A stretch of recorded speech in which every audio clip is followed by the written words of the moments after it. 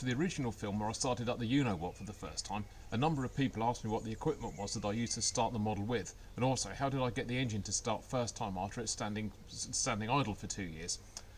I'll start the model up again in a minute and I'll talk you through the process that I did for starting the model up, but here's a quick overview of the equipment I used to start the model engine. Electric starter. Just like the starter motor that you use to start your road going car with, press the button on that and it spins round and turns the engine over.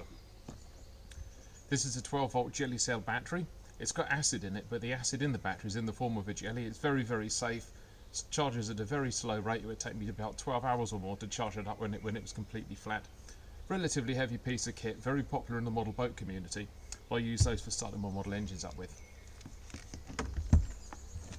This is a glow igniter. This goes on the glow plug. The glow plug in the engine is very, very similar to the glow plug in a diesel engine in your road going car. We'll talk a bit more about glow plugs and how they work in a minute.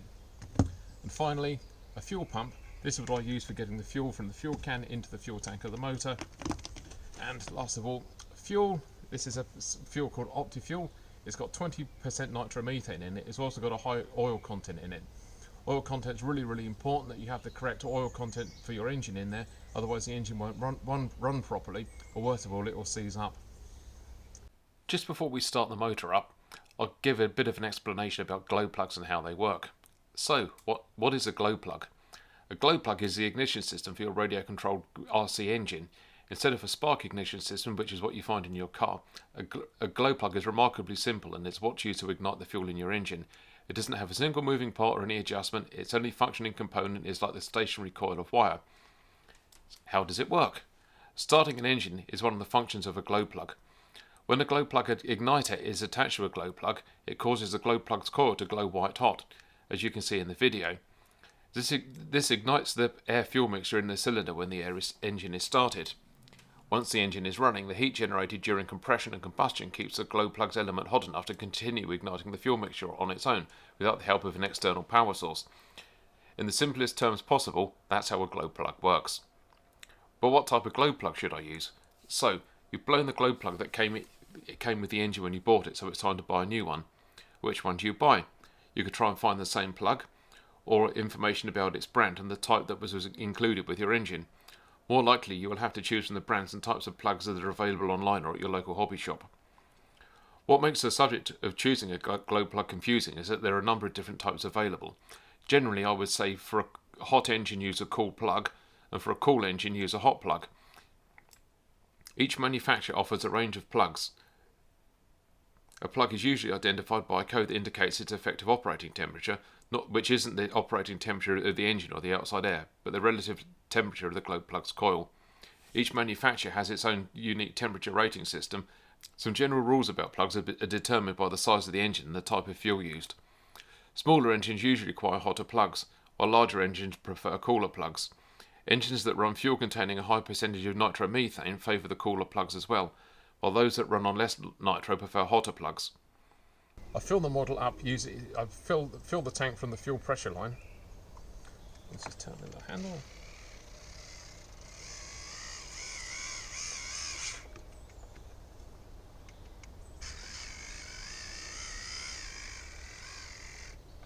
That's perfect.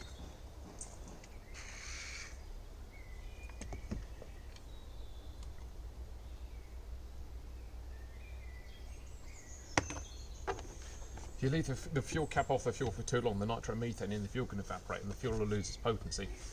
So, full of flies and things out here today. I'm having a bad hair day as well. So, everything in the model is ready to go. The transmitter has been set correctly to the model. First thing I do, I then open the throttle fully without the radio gear on. Yeah, that's open. I then gently blow into the fuel pressure line so I'll hear the fuel going into the carburetor.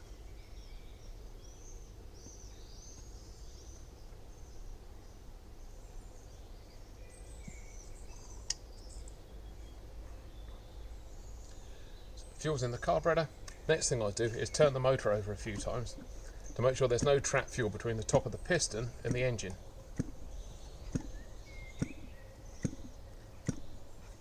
If there is fuel trapped in the top of the engine, you can get what's called a hydraulic lock, which at worst case scenario you can end up bending your conrod and damage the engine, or what's even more convenient, under the weight of the compression, the prop will spin off, and you'll have to spend the next few minutes refitting the prop and taking the spinner off.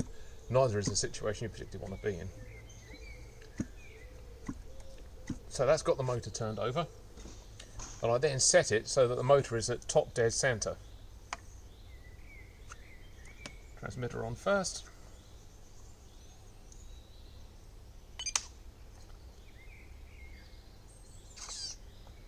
Body's up and running. Everything's working okay. And I then make sure that the carburetor is open about 1.5 to 2 millimeters. Next goes on the glow plug.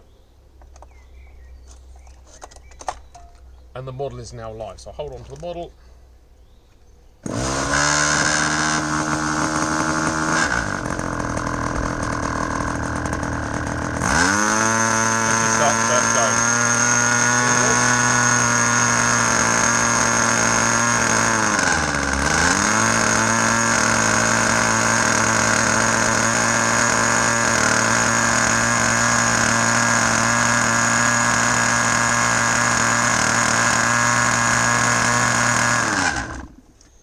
And there it goes, first time. Now, when you're running a model engine up, you'll often see guys, especially if you're going to a model aeroplane club for the first time, you'll see guys finally tuning the carburetor with the engine running like that. That's not something that I personally do myself. I quite want to keep hold of these when I'm not flying model aeroplanes. I do a lot of guitar playing and piano playing, so I really need all 10 fingers. All 10 fingers. If the model picks up, when you open the throttle, the model should pick up perfectly. If it stalls, then the chances are that it's the first needle that needs adjusting, which can be found in here. If it picks up very, very quickly and then cuts out, the chances are that the first needle is too lean, and if it splatters away and coughs to a stop, the chances are it's too rich. My datum for setting up an engine for the first time, I have the main jet and the little jet wound in fully. I then wind each one out 2.5 turns. That gives you a basic for tuning. As I just explained, if the model doesn't pick up, model picks up slowly, then it's running too rich. So you want to screw the second jet in 1/8 of a turn. If it picks up very, very quickly and then stalls, it's running too lean. So you want to move the thing out literally 1/8 of a turn at a time. And usually that's the second jet is what I use when the model's climbing. And I'll just go through that in a minute. I'll start the model up again, and I'll show you what happens when I put the model up in the air.